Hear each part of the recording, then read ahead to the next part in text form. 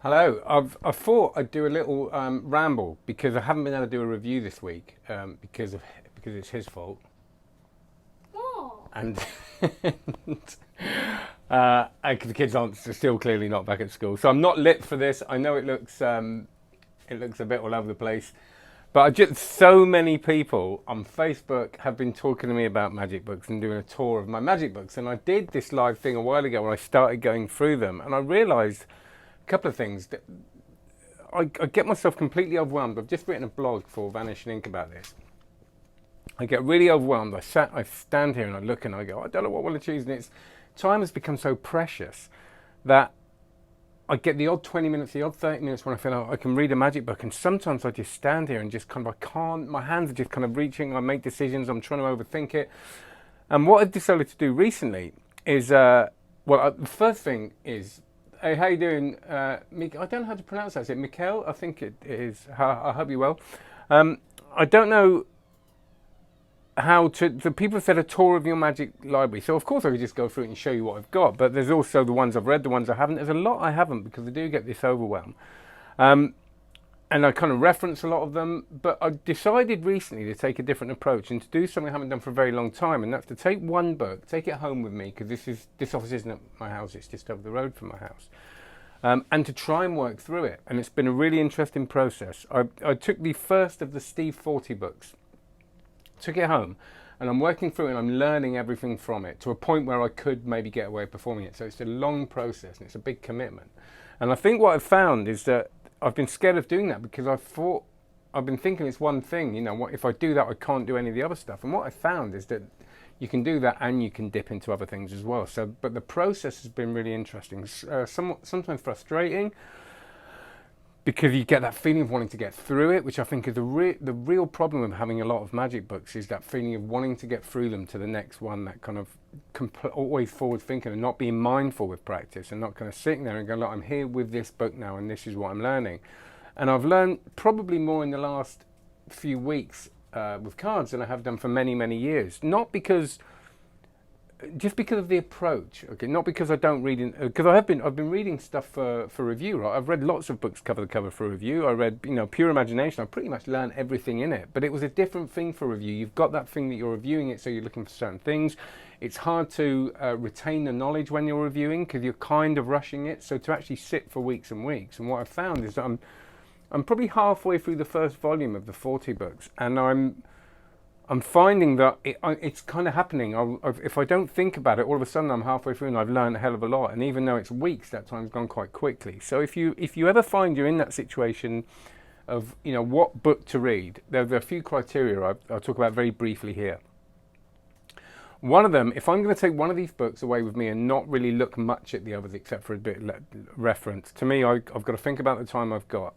And one of the main things is that the knowledge I learn from it has to be transferable. So it's not too niche. It's knowledge that will allow me to go into other magic books and use that skill. And this is why I always think it's really important to learn lots of skills. I talk about this on the Card College course, the Card Magic course.com, is that you take those skills and then you can open magic books and use those skills. So I love the idea of, which I'm kind of getting to now, of being open the book and being able to do a version of the trick I'm reading in real time. Really, it needs a control, it needs a double lift, it needs a force, and to be able to do that. So I think that the skill has to be transferable. So with the Steve Forty book at the moment, it is kind of, they're shuffles, they're cuts, but it's the understanding of why they work and how they work is really, really important. I think it's why, shuffling those aces into the deck. Why does that look better? Why does that up the ladder cut not look good if you do it like that, as a lot of people do, and look better if you do it like this?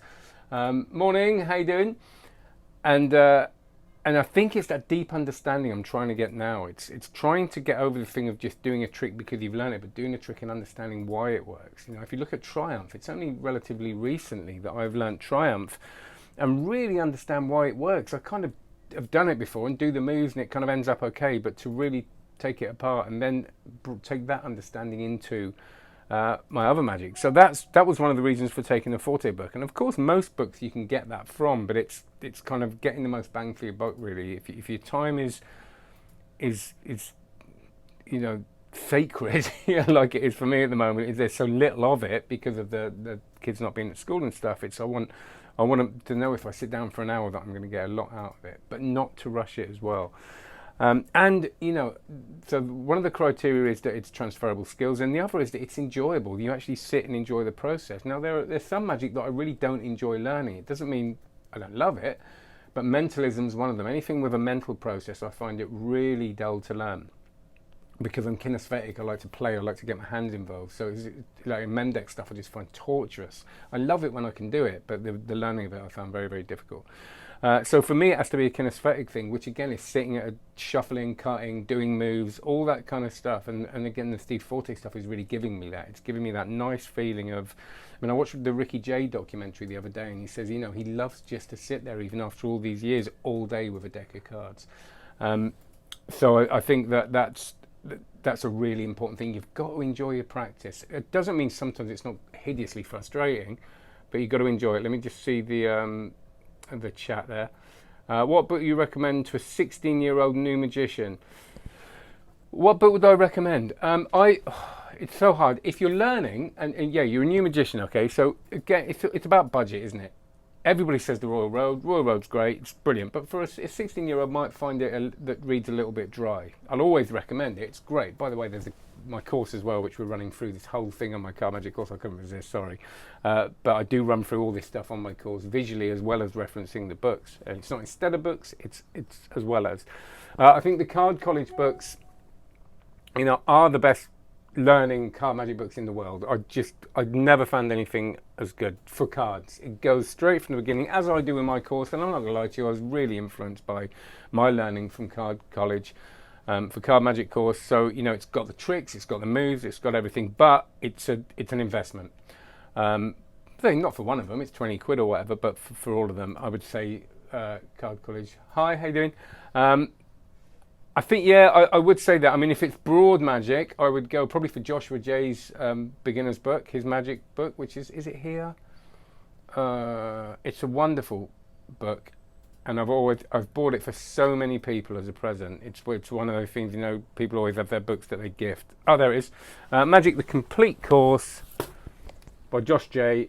It's just got everything in it for a book. And of course, there's all the online stuff, and there's some great stuff online. I'm not just all about books. There's some great courses, I'm sure, and most of them big companies do them. But yeah, it depends what he's into. But let me know. I'll answer any questions. Let's have a look at the chat. See if there's anything else. If you've got any more questions, ask me now, because I am the same last name, Steve May Magic Twins. No, I didn't. I'm good, thank you. I'm very good, thank you, Potato Spud. So any questions? I'm going to go in a minute, but I thought I would. I'll do a few of these live kind of impromptu things because, like I said, time is really stressful. I'm going to do some videos from Friday onwards. So I've got some reviews lined up. I've got some live stuff lined up, and I've got an interview with Jason Ladani that I've just done, which is like a long interview. So I'm going to be putting that. So make sure you watch these interviews. You know, they're full of absolute gold because we always delve pretty deep. But anyway, there you go. Thank you so much for those views of the impromptu. So I presume there'll be no one here, but just to talk to a few of you is great. But any questions, just let me know, and I'll do more of these live little impromptu videos. They don't look as good, but they're kind of nice, aren't they? Take care. See you later.